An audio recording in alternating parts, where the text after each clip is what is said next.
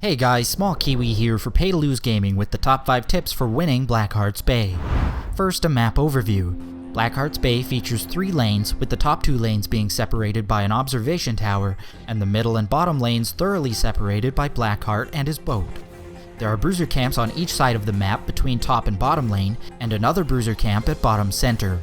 Each side features 2 skeleton camps which do not push lanes, and siege giant camps above bottom lane. At top center is a grave golem boss. All of these camps grant 2 doubloons when captured, and there are chests that spawn above and below Blackheart which offer 5 coins apiece. Doubloons can be turned into Blackheart by channeling for several seconds. When Blackheart has received 10 coins from your team, he will begin bombarding enemy structures with cannonballs. The cost of each bombardment increases, incrementing by 2. That's how the map is played. Now here's how to win.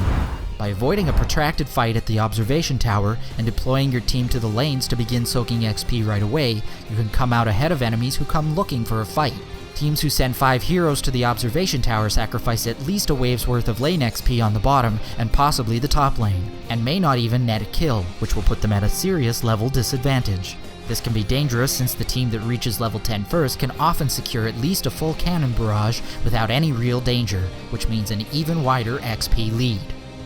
When faced with the choice of objectives, remember that the boss is stronger for pushing lanes than the bruiser camp at the bottom. This can come in especially handy if we know that the enemy team is capturing the bruisers, which ought to give us plenty of time to capture the boss, and sets up a great opportunity to push down the lane with him. Conversely, be aware that taking the bruiser camp may be giving the enemy team a clear window with which to capture the boss, which is not a trade we want to make. Once the boss is captured, be sure to push the advantage, literally. Our number 3 tip for Blackheart's Bay is to remember that there's more than one way to win, and pushing down a lane as a team is not a bad idea, especially when leading in levels. Because of the nature of the map, players tend to spread out and collect doubloons from multiple locations, which can really delay defense against a concerted push. Better yet, eager, outnumbered enemies may wade in to try and defend, leading to easy picks and piling on further advantage. Also, it's almost never a bad idea to push with the boss, but he can also make a great distraction to let us turn in doubloons.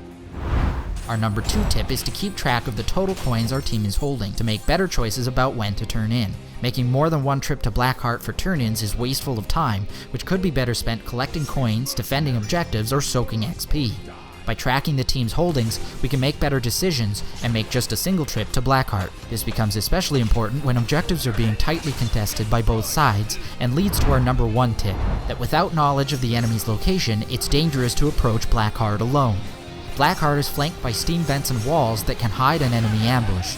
When in doubt as to the location of the enemy team, always make sure to bring enough friends to fight off a possible trap and avoid face-checking hiding spots with squishy heroes, lest you get ganked and hand the enemy team a bunch of easy doubloons.